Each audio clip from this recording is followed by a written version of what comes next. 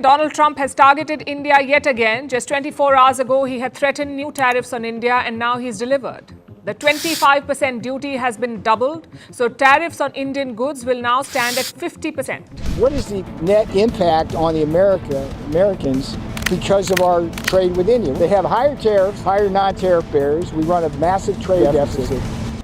It's funny you have people who work for a pro-business American administration accusing other people of doing business. A quiet handshake between India and China has set off a $1.6 trillion trade shift that is silently changing the global economic order. And the surprising part is that the United States isn't even part of the picture. Why would India, considered America's most important partner in Asia, decide to move closer to China, Washington's biggest rival? Could it be that the pressure Trump thought he was putting on India ended up being the exact push that drove two longtime adversaries closer than ever? What is really happening behind these backdoor agreements, the newly resumed flight routes, and Beijing's soft promises? It all began with a move that was both calculated and confrontational. President Trump increased tariffs on Indian exports to 25% and then doubled them to a crushing 50%.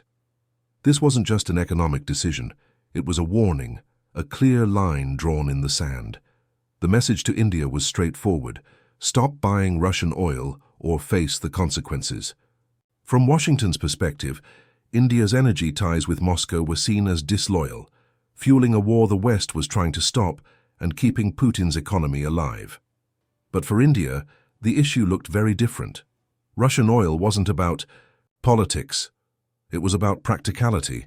It kept fuel prices low, controlled inflation, and ensured factories continued to operate. For a nation of 1.4 billion people, energy is not a matter of politics. It is a matter of survival. That's where the real break began, not just in trade, but in trust. Trump's America First strategy was built on pressure, heavy tariffs, ultimatums, and demands. With some countries, that approach worked, but India was never just another trade partner. It is a proud nation with its own ambitions, its own network of allies, and a long memory of how it has been treated. So when Washington stopped acting like a partner and started treating New Delhi like a subordinate, India didn't bow down. It chose to pivot. And in that moment, China, the very power America was trying to contain, stepped right into the spotlight. Chinese Foreign Minister Wang Yi due to meet with the Indian Prime Minister Narendra Modi earlier. At first, the changes were small. A diplomatic visit here, a flight route reopened there. But soon it turned serious. China stepped forward with promises to ease trade blockages, reopen border crossings, and supply critical goods like rare earths and fertilizers that India urgently needed. And India responded. Today, trade between India and China already stands at $135 billion annually, and that figure is rising fast. Flights have returned, borders are reopening, dialogue is improving, and through it all, Washington is left watching from the sidelines, pushed out of an equation it once controlled. But beneath these developments lies something much larger. While the United States was busy punishing rivals, China was carefully building its influence, one shipment, one deal, one port at a time. Across the global south, Beijing has become the partner of choice, moving more than $1.6 trillion worth of goods every year. This isn't just about dominating trade. It's about reshaping it to suit China's long-term vision. And here lies the ultimate irony. The very tariffs designed to isolate China ended up pulling India directly into Beijing's orbit, not because India wanted to turn its back on the US, but because Washington left it with no better alternative. This wasn't just a trade dispute, it was a turning point. The moment those tariffs hit, the shockwaves were immediate and devastating. India's export sector, one of its most reliable economic strengths, was the first to suffer. Nearly 70% of shipments to the US, from textiles and rice to spices and pharmaceuticals, were suddenly slammed with a crushing 50% tariff wall. It wasn't a slow squeeze. It was a stranglehold. Factories slowed down, orders dried up, profit margins disappeared.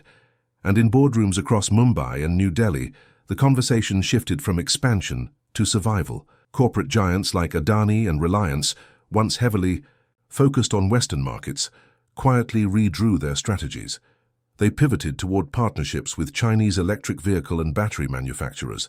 It wasn't ambition driving this change, it was necessity. In today's global economy, hesitation is punished, and waiting meant losing even more. But the impact wasn't confined to skyscrapers and corporate towers, it spilled into the farmlands.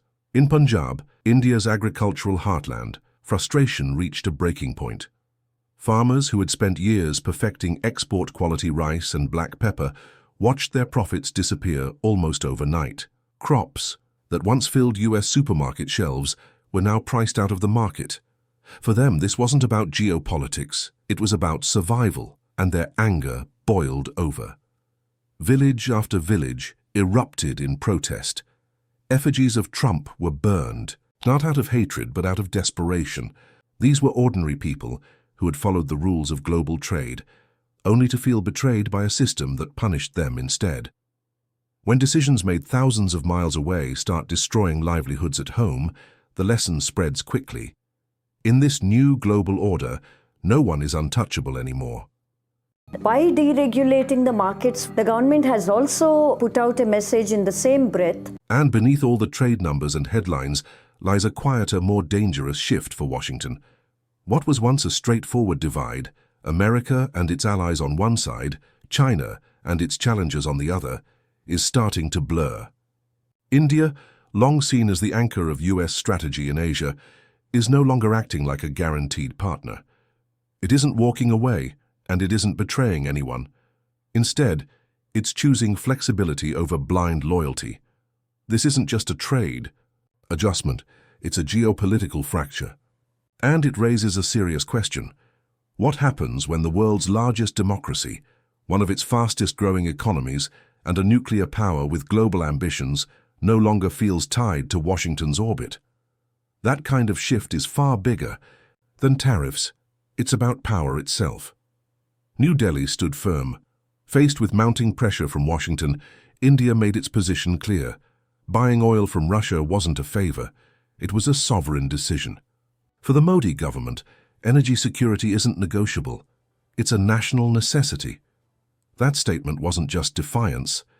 It was a red line. In Washington, alarm bells rang immediately. Foreign policy voices warned of serious consequences. Fareed Zakaria called it the most damaging setback in US-India relations in years. Former Ambassador Kenneth Juster cautioned that Trump's heavy-handed tactics could push India straight toward China. Even Nikki Haley, one of Trump's longtime allies, admitted the rift could become permanent if ignored. The deeper issue wasn't trade, it was trust. India wasn't stepping back from the US out of anger but out of calculation. The partnership no longer felt equal. And when an ally feels treated like a subordinate, it naturally looks for other options. Beijing didn't rush in with bold threats or dramatic speeches. It simply waited, quietly offering opportunities while Washington handed out penalties. Right now, patience, not pressure, is China's most effective weapon. The once stable triangle of US, India, and China is shifting, and unless things change, one of those powers risks becoming a spectator as the balance resets. The fallout spread quickly across India's economy. At the core was exports. For decades, industries like agriculture, textiles, automobiles, and jewelry relied on the US as a secure, profitable market. But once tariffs hit nearly 70% of Indian goods, the impact was instant and severe. Profits shrank. Global orders wavered. What had been a steady stream of revenue turned into an unreliable trickle, blocked by a wall of penalties and unpredictability, and it wasn't just exporters who felt the pain. Boardrooms and supply chains across India scrambled to adapt. Industrial giants, especially those investing in the future of electric vehicles and clean energy, shifted east. US partnerships were on shaky ground, so China suddenly became the practical alternative. Agreements with Chinese companies on batteries, components, and clean tech are no longer quiet rumors. They're front-page deals. This pivot isn't born out of preference. It's about survival. But while corporations adjusted, the countryside was burning with frustration.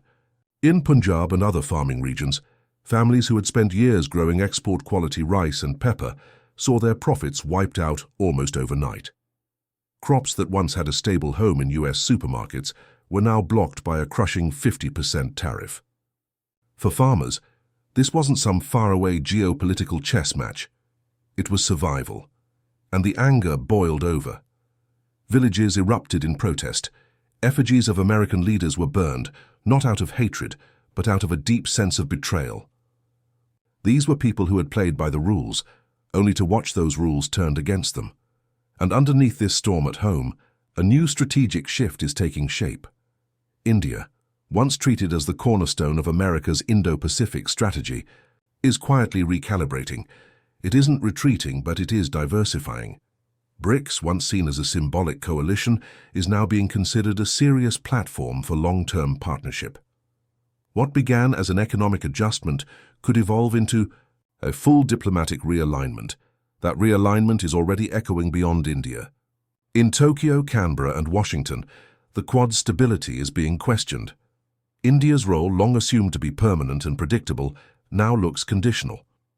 If New Delhi starts making moves on its own terms, America's Indo-Pacific containment strategy could weaken, not in one dramatic moment, but gradually from within. The shift isn't total, but it's real, and the world is watching. With a single policy, Trump's 50% tariffs, Washington didn't just disrupt trade. It fractured one of its most important alliances. India, once a pillar of U.S. strategy in Asia, is now leaning toward China. Trust has been shaken. Leverage is slipping, and America's position in the region is more uncertain than ever. This isn't just a setback, it's a warning. The question now is unavoidable. Can the United States repair the damage, rethink its approach, and restore its influence?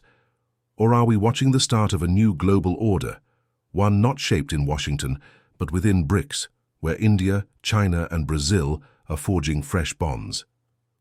Is this the opening chapter of a redrawn world map? What do you think of Trump's hardline move? Share your thoughts in the comments, and don't forget to subscribe, because this is only the beginning of what could become the most dramatic economic realignment of our lifetime. Global power is shifting.